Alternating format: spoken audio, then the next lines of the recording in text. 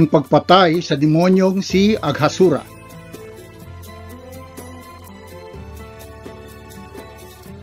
Kwento mula sa Srimad Bhagavatam, ika-10 kanto, ika-12 kabanata. Mula sa komentaryo ni His Divine Grace, A.C. Bhaktivedanta Swami, Prabhupada. Lahat ng kalwalhatian ay aking inaalay kina Sri Guru at Sri Gauranga. Isang PowerPoint video na paghahandog. Ako po si Herschel Bubo Tolentino, na kilala rin bilang si Bala Krishnadas, ay ang inyong tagapagkwento na may paglalarawan.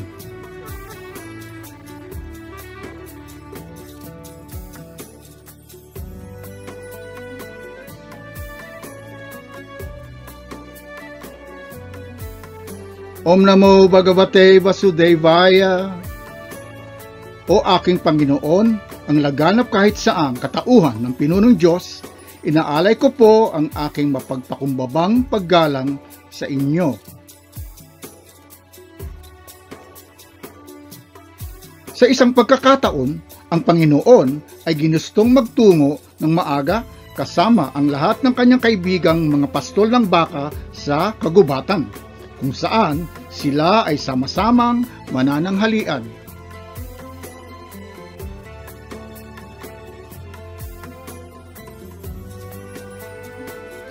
Sa kanyang pagising pa lamang, hinipan na niya ang tambuli at tinawag silang lahat upang matipon.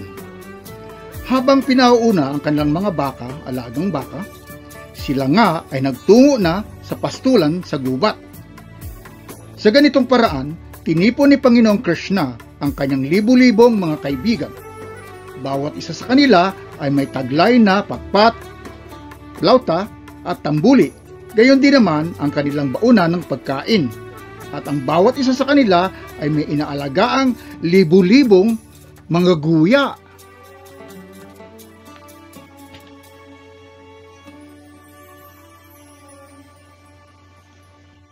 Lahat ng mga bata ay mukhang masigla at masaya sa ganitong ekskursyon. Bawat isa sa kanila, lahat sila ay maasikaso para sa kanilang personal na mga alagang guya.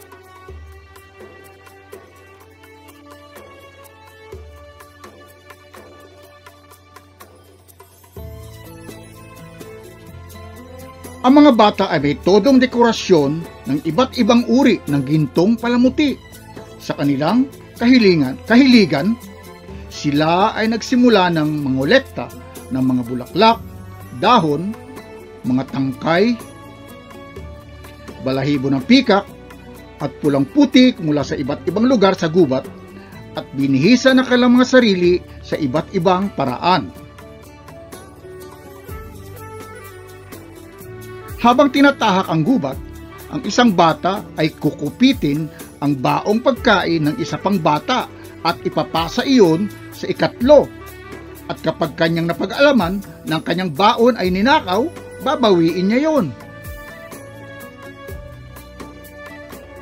Pero iyon ay naihagis na sa isa pang bata.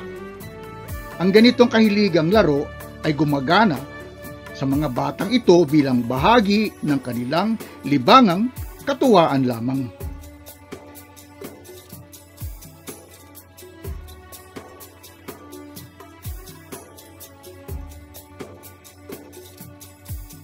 Kapag si Panginoong Krishna ay nanguna na sa kalayuan upang maghanap ng piling lugar na magandang tanawin, ang mga bata na kanyang naunahan ay susubuking habulin siya upang daigin ang iba.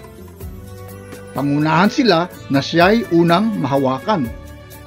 Kung kaya't dito ay may matinding kompetisyon. Sasabihin ng isa na, pupunta ako doon upang una ko siyang mahawakan.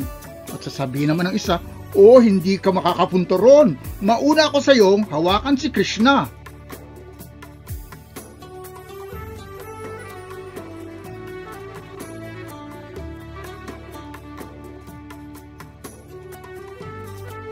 Ang iba sa kanila ay pinatutugtog ang kanilang mga flauta o kaya ay pinatutunog ang kanilang mga tambuling gawa sa sungay ng kalabaw. Ang iba ay tuwang-tuwang sinusundan ang mga pikak at ginagaya ang himig, tunog o huni ng kuko. Habang ang mga ibon ay lumilipad, hinahabol ng mga bata ang kanilang mga anino sa lupa at sinusubukang sundan ang eksaktong dinadaanan ng mga ito.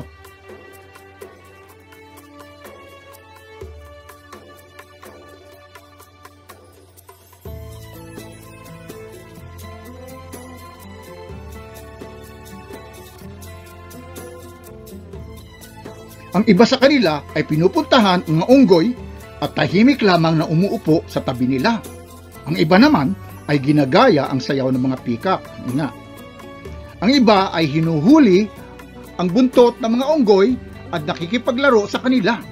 Kapag ang mga ito ay tumalon sa puno, sinusundan pa rin nila ang mga bata. Kapag ang mga unggoy ay ipinakita ang kanilang mukha at ngipin, may mga bata na gumagaya at ipinapakita rin ang kanilang ngipin sa unggoy.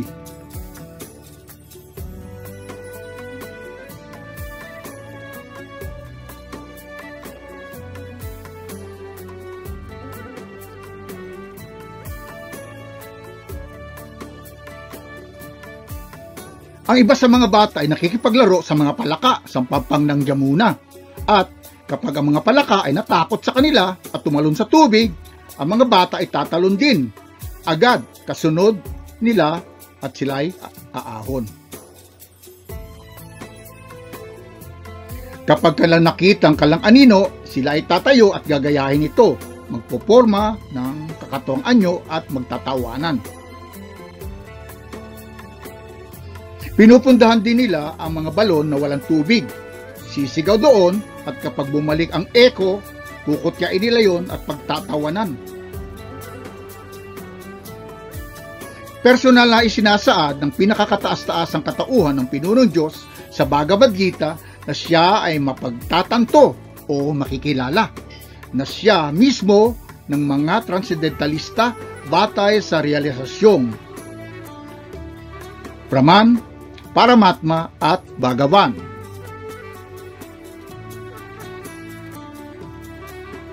Ito ang realisasyong Brahman.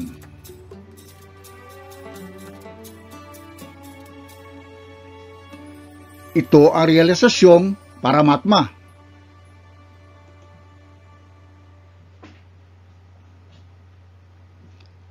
At ito ang realisasyong Bhagavan. Bilang kumpirmasyon ng kaparehong pahayag na ito, si Panginoong Krishna na nagagantimpala sa mga impersonalista ng Brahman realization sa pamamagitan ng liwanag ng kanyang katawan bilang ang pinakakataas-taasang katauhan ng pinunong Diyos, ay kanya ring binibigyan ng kasiyahan ang mga deboto.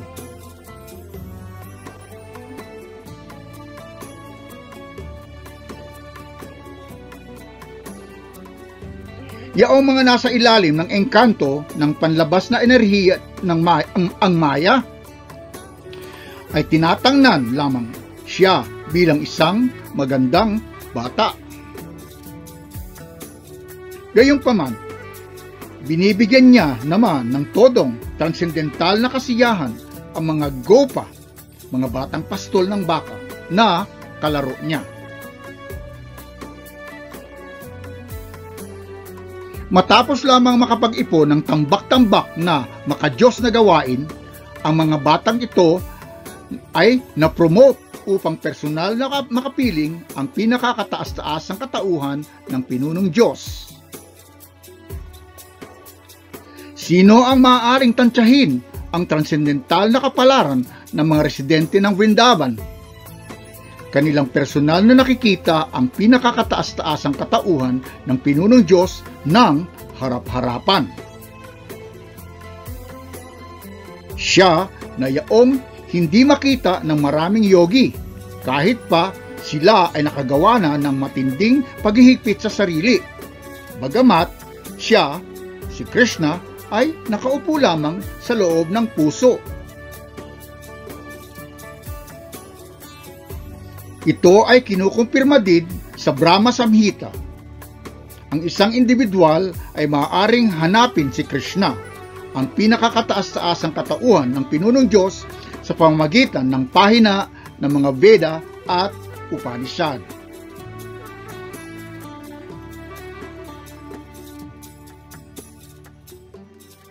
Sa pamamagitan ng lahat ng mga Veda, ako ay maaaring makilala. Katunayan, ako ay ang tagatala ng Vedanta at ako ay ang nakakaalam ng mga Veda. Bhagavad Gita 15:15. Pero kapag ang isang tao ay talagang pinalad na makaugnay ang isang deboto, kanya na makikita ang pinakakataas-taasang katauhan ng pinunong Diyos ng harap-harapan.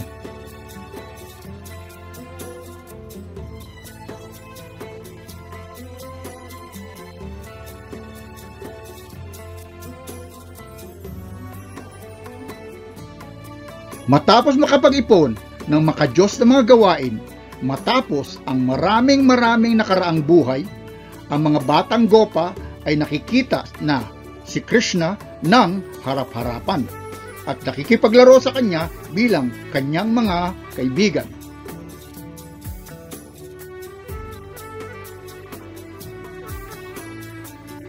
Hindi nila naiintindihan na si Krishna ay ang pinakakataas-taasang katauhan ng pinunong Diyos, pero sila ay naglalaro tulad ng matatalik na kaibigang may matinding pagmamahal para sa kanya.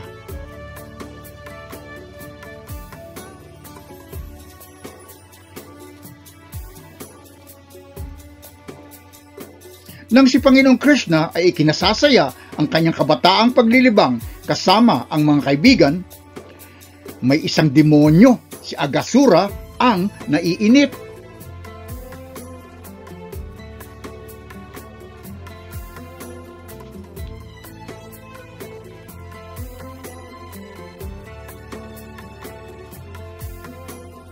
Hindi niya makitang naglalaro si Krishna, kung kaya't siya na lamang ay lumitaw sa mga batang pastol sa intensyong patayin silang lahat.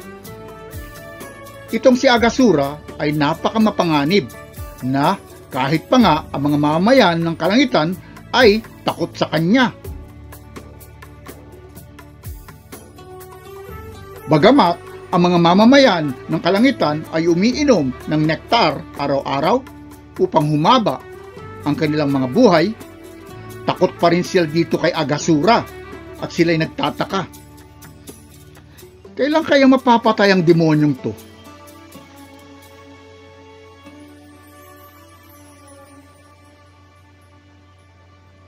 Narito si Krishna na pinapaslang si Sisupala, isang demonyo. Ang mga bata ay nakasanayan ng uminom, ang mga bathala ay nakasanayan ng uminom ng nektar upang maging immortal. Gayunpaman, hindi pa rin sila tiwala sa kanilang immortalidad. Sa isang banda, ang mga bata na nakikipaglaro kay Krishna ay walang takot sa demonyo. Sila ay libre sa takot. Anumang material na pagsasaayos para maprotektahan ang sarili mula sa kamatayan ay palagiang walang kasiguruhan. Pero kapag ang kamalayan ng isang tao ay na kay Krishna, sa gayon ang immortalidad ay kumpiyansa ng sigurado.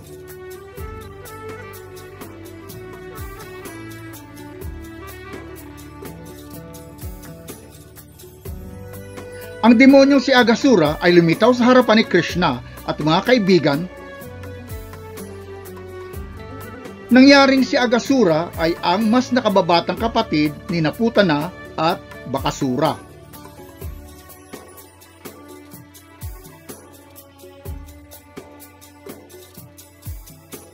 Ito si Putana, isang bruha, at ito naman si Bakasura na nag-anyong isang napakalaking ibon. At kanyang inisip na, pinatay ni Krishna ang aking kapatid na lalaki at kapatid na babae. Ngayon, siya naman ay ang aking papatayin. Kasama ang kanyang mga kaibigang mga alagang baka.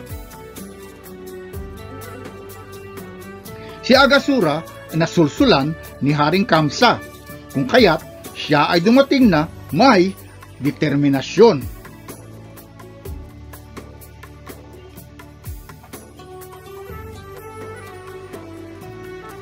Ito ang demonyong si Haring Kamsa.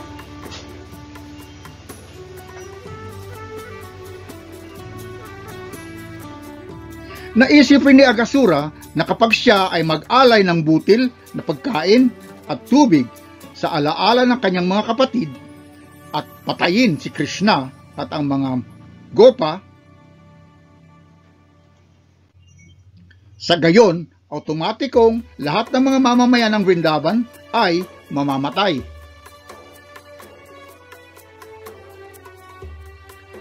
Sa pangkalahatan, para sa mga may asawa, ang mga anak ay ang buhay at hininga ng puwersa. Kapag ang lahat ng bata ay patay na, sa gayon, natural lamang na ang mga magulang ay patay na rin sa dahilang malakas na pagmamahal para sa kanila.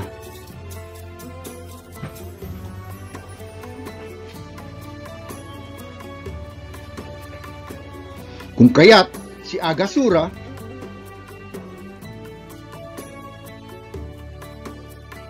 na nagdesisyong patayin lahat ang mga mamamayan ng Vrindavan ay pinalawig ang sarili sa pamamagitan ng yogic na siddhi na ang tawag ay mahima.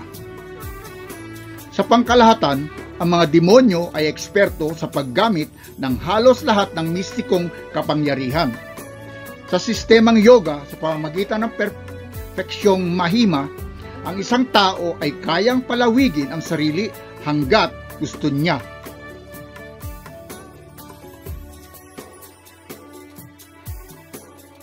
Narito si Hiranyakashipu, isang demonyo na nagsasagawa ng matinding paghihigpit sa sarili at meditasyon upang magkamit ng perfeksyon mistiko.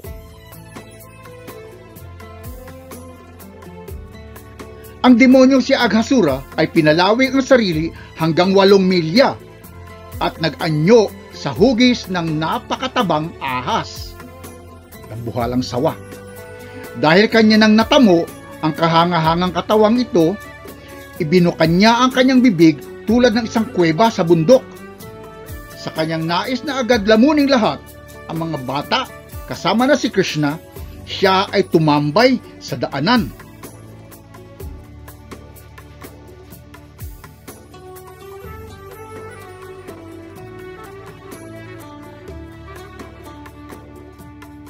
Ang demonyo ay nasa anyong malaki at matabang ahas ay ibinuka ang kanyang mga labi mula lupa hanggang langit. Ang ibaba ay nasa lupa at ang itaas ay nasa sagi ang mga ulap. Ang kanyang mga panga ay nagmistulang malaking kuweba sa bundok, walang limitasyon. At ang kanyang mga ngipin ay parang tuktok ng mga bundok. Ang kanyang dila ay nagmukhang kalsada at siya ay humihinga na parang bagyo.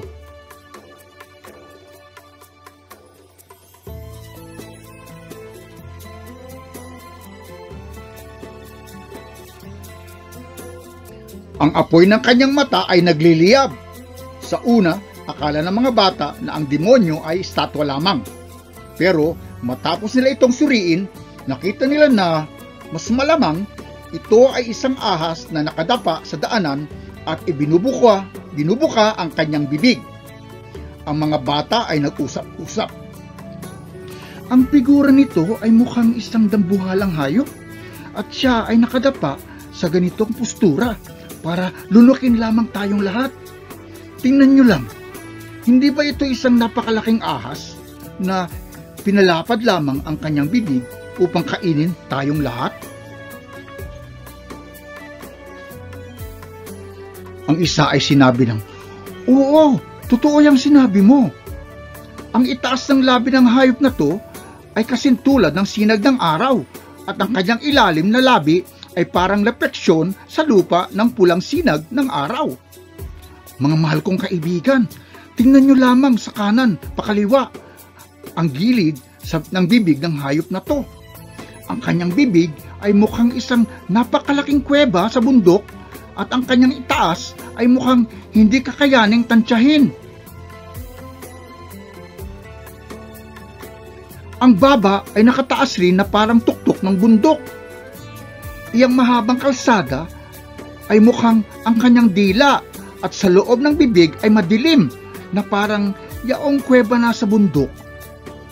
Ang mainit na hangin na bumubugang tulad ng bagyo ay ang kanyang hininga at ang malangsang amoy na nagmumula sa kanyang mga bunganga ay ang amoy ng kanyang mga bituka. Pagkatapos na kinusultan nila ang kanilang mga sarili, ganun itong sabi nila, kapag sa isang pagkakataon, tayong lahat ay sabay-sabay na pumasok sa bunganga nitong dambuhalang ahas, papaano magiging posibleng tayong lahat ay may malulunok nito? At kahit pa kanya na tayong lunukin ng sabay-sabay, hindi niya naman kayang lunukin si Krishna. Agad siyang papatayin ni Krishna tulad ng ginawa niya kay Bakasura. Sa pag-uusap nila ng ganito, lahat ng mga bata ay tumingin sa magandang malalotos na mukha ni Krishna at simulan nilang magpalakpakan na at ngumiti. Kung kaya't sila ay nagmarcha na sa harapan at pumasok sa bibig ng dambuhalang ahas.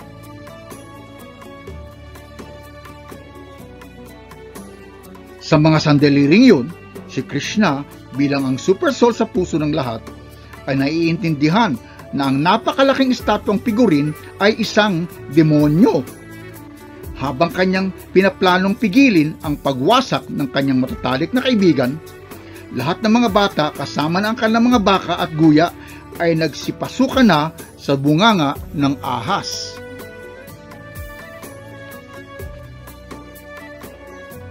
Pero si Krishna ay hindi pumasok. Ang demonyo ay hinihintay ang pagpasok ni Krishna at kanyang inisip na, lahat ay pumasok na, maliban lamang kay Krishna na siyang pumatay sa aking mga kapatid.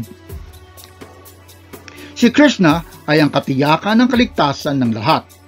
Pero sa pagkakita na ang kanyang mga kaibigan ay wala na sa kamay niya at naroon na sa loob ng tiyan ng dambuhalang ahas, bigla siyang naagrabyado.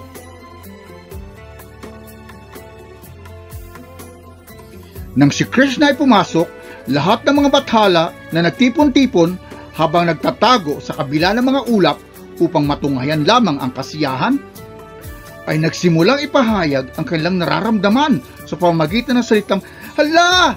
Hala!" Kasabay nito, ang lahat ng kaibigan ni Aghasura, lalo na si Kamsa, na nakasanayang kumain ng laman at dugo, ay nagsimulang ipahayag ang kanilang pagsasaya dahil kanilang naiintindihan na si Krishna ay pumasok na rin sa bunganga ng demonyo. Si Krishna ay namangharin kung papaanong ang panlabas na enerhiya ay kahangahangang gumagana. At kanya ring kinonsidera kung papaano mapapatay ang demonyo at kung papaano niya masasagip ang mga bata at ang mga baka. Bagamat wala naman talaga pag-aalala sa panig ni Krishna, pero siya ay nag-iisip ng ganoon. Lumaon, matapos ang ilang deliberasyon, pumasok na rin siya sa bibig ng demonyo.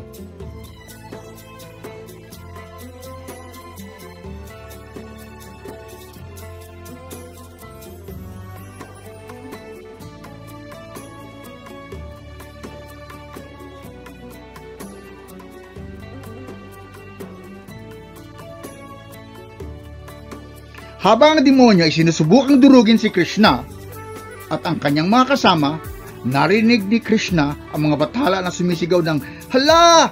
Hala!" At agad niyang pinalaki ang sarili sa loob ng lalamunan ng demonyo. Bagamat siya ay may dambuhalang katawan, ang demonyo ay nasakal dahil sa paglaki ni Krishna. Ang kanyang malaking mata ay gumalaw ng marahas, lumuwa, at siya ay biglang hindi na makahinga. Ang kanyang hiningang buhay ay hindi na makalabas kahit saan, at sa huli, bumulwak ito mula sa butas sa bumbunan ng kanyang bungo.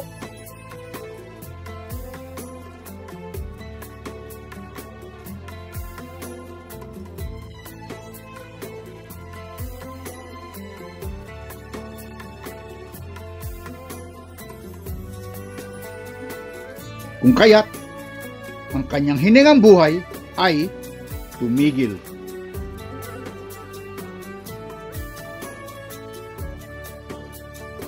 Matapos ang demonyo ay patay ng bumagsak, at dahil lamang sa transcendental na sulyap ni Krishna, bumalik ang kamalayan ng mga bata at mga baka at lumabas siyang kasama nila mula sa bunganga ng demonyo. Habang si Krishna ay nasa loob pa lamang ng bibig ni Aghasura, ang espiritong kaluluwa ng demonyo ay lumabas tulad ng isang ilaw na nagbibigay liwanag sa lahat ng direksyon, at ito ay naghintay sa kaibabawan.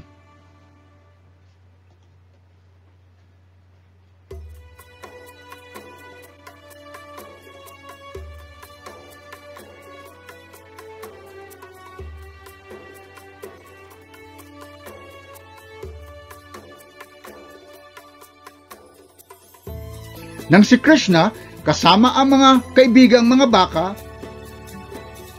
at mga kaibigan niya na gopa ay lumabas na sa bibig ng demonyo, itong nagdiningning na liwanag ay agad nang sumanib paloob sa katawan ni Krishna sa paningin ng lahat na bathala.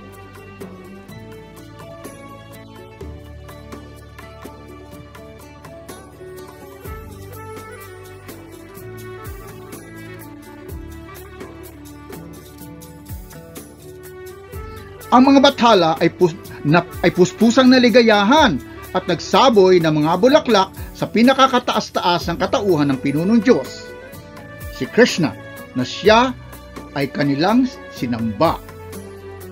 Ang mga naninirahan sa kalangitan ay nagsimulang magsayawan sa kagalakan. Ang mga taga-Gandharva ay nag-alay ng iba't ibang uri ng dasal.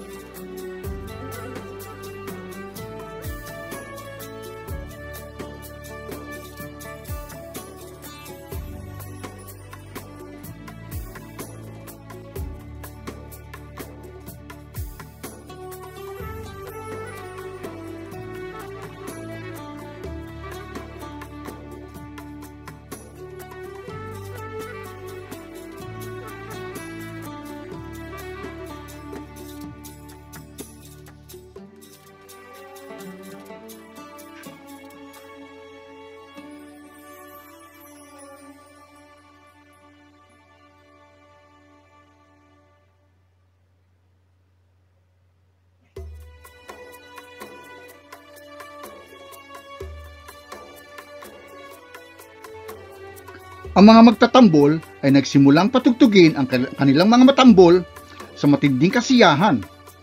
Ang mga Brahmin ay nagbigkas ng mga Vedic na himno, at ang mga deboto ng Panginoon ay nagsimulang sambitin ang mga katagang Jaya Jaya! Lahat ng kaluwalhatian para sa pinakakataas-taasang katauhan ng pinunong Diyos. Nang si Panginoong Brahma ay marinig ang mga mapagpalang yanig na dumadagondong sa buong sistema ng matataas na planeta, agad siyang bumaba upang makita kung ano ba ang nangyayari. nakita niyang ang demonyo ay pinatay at siya ay namangha sa di pangkaraniwang mga maluwalhating paglilibang ng pinakakataas-taasang katauhan ng pinunong Diyos.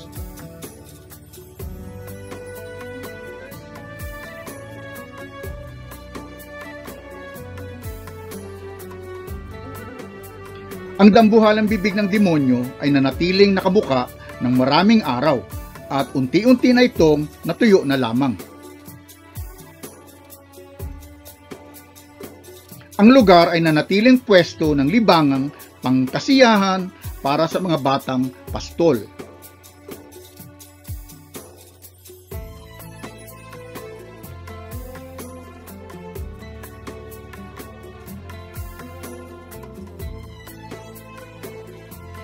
Ang pagpatay kay Aghasura ay nangyari noong si Krishna at ang kanyang mga kaibigan ay nasa bandang ika-5 nilang taon.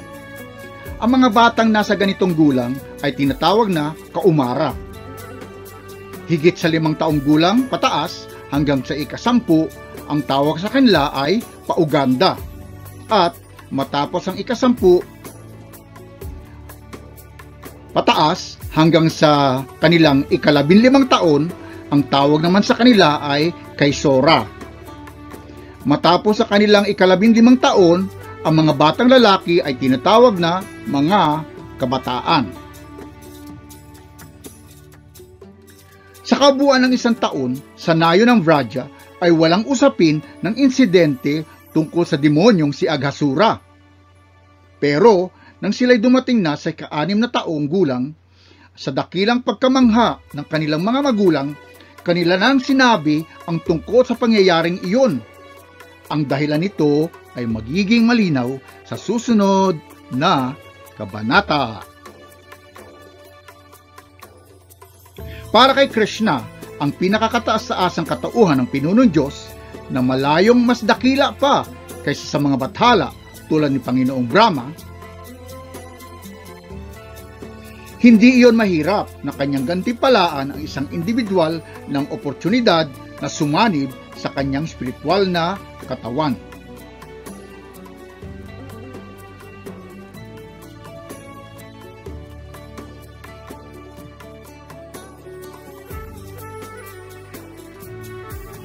Ito ay kanyang iginawad kay Aghasura. Oo nga, na si Aghasura ay ang pinakamakasalanang buhay na nilalang. At hindi posibleng ang makasalanan ay sumanib sa pag-iiral ng absolutong katotohanan. Pero sa partikular na kasong ito, dahil si Krishna ay pumasok sa katawan ni Aghasura, ang demonyo ay naging ganap ng malinis mula sa balik ng lahat ng kasalanang kanyang ginawa. Ang mga tao na palagi ang iniisip ang walang hanggang na katawan ng Panginoon sa anyo ng poon o kaya ay sa mental na anyo, sa kanila ay iginagawad ang transcendental na puntahin. Ang makapasok sa kaharian ng Diyos at makasama ang pinakakataas-taasang katauhan ng pinunong Diyos.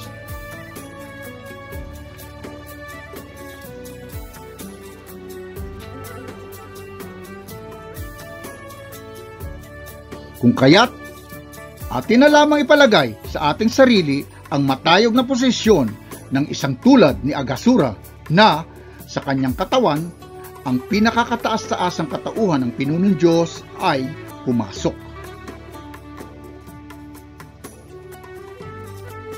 Ang mga dakilang pantas, mga tagapagnilay, meditator, at mga deboto ay palagi ang taglay ang anyo ng Panginoon sa loob ng puso, o kaya ay kanilang nakikita ang poon sa mga templo. Sa gayong paraan, sila ay pinalalaya mula sa lahat ng material na kontaminasyon at sa katapusan ng katawan, sila ay pumapasok sa kaharian ng Diyos. Ang ganitong perfeksyon ay posible sa pamamagitan lamang ng simpleng pag-iingat ng anyo ng Panginoon sa loob ng isip.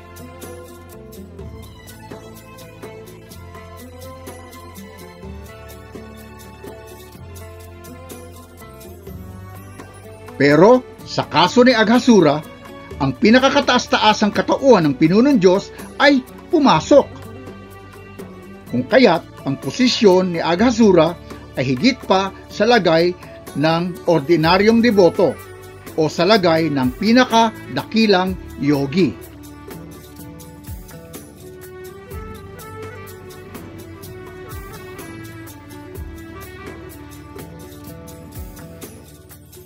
Si Maharaj Pariksit ay okupado sa pagkikinig ng mga transcendental na paglilibang ni Panginoong Krishna na sumagip sa kanya habang siya ay nasa sinapupunan pa lamang ng kanyang ina. At siya ay naging lalong-lalo pang naging interesadong makinig pa rin ng tungkol sa kanya. Narito si Maharaj Pariksit na pinoprotektahan ni Panginoong Vishnu, Panginoong Krishna, laban sa atake ng demonyong si Asvatthama gamit ang kanyang sandatang nuklear.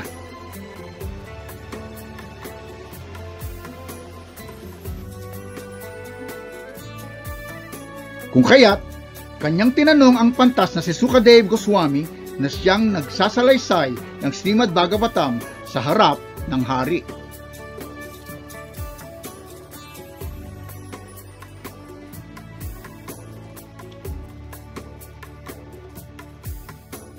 Si Haring Pariksit ay medyo namangha sa kanyang pagkakaintindi na ang pagpatay sa demonyong si Aghasura ay hindi pinag-usapan ng 1 taon hanggang ang mga bata ay nakamit ang edad na pauganda, 6 years old pataas.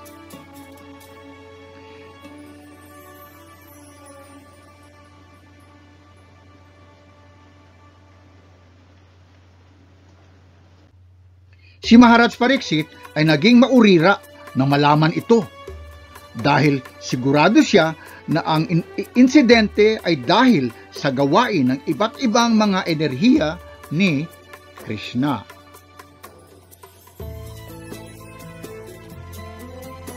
Sa pangkalahatan, ang mga kasyatriya o mga nasa administrative class ay palagi ang abala sa kanilang politikal na pamumuhay. At sila ay may kakaunti lamang tsansang makapagkinig ng transcendental na mga paglilibang ni Panginoong Krishna.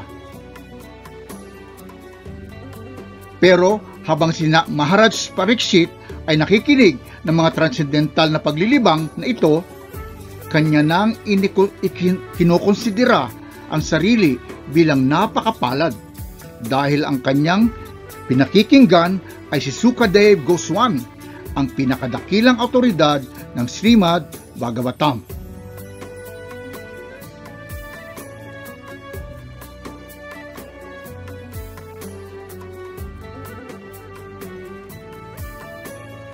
Kung kaya't, dahil sa kahilingan ni Maharaj Pariksit, si Sukadeva Goswami ay tuloy-tuloy lamang ang pagsasalita ng transcendental na mga paglilibang ni Panginoong Krishna sa mga paksang kanyang anyo, mga katangian, kasikatan at mga kasangkapan.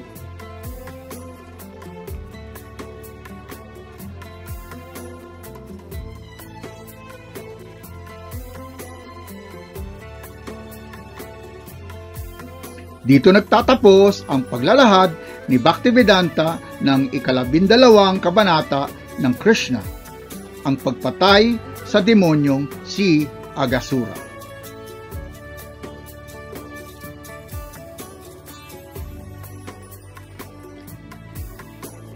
Ang wakas. Kung nais niyo po na suportahan upang ako ay tuloy-tuloy lamang na makagawa ng mga ganitong paksa, i-like lang po ito at mag-subscribe sa aking YouTube channel, Herschel Tolentino. Marami pong salamat.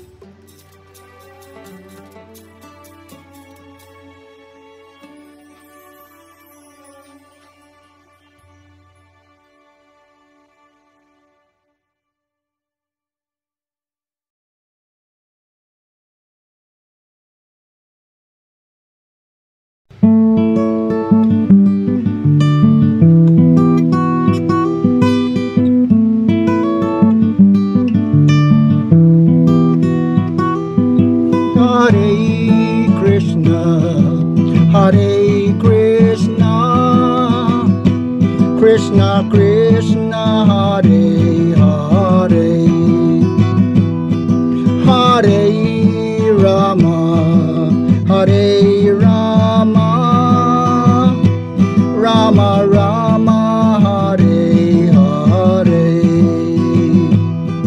Hare Krishna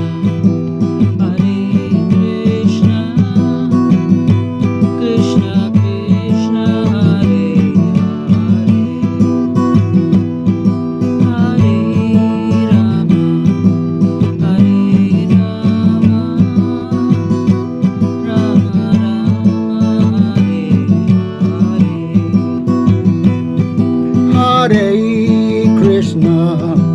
Hare Krishna Krishna Krishna Hare Hare Hare Rama Hare Rama Rama Rama Hare Hare Hare Krishna Krishna Krishna Hare Hare Hare Rama Hare Rama Rama Rama Hare Hare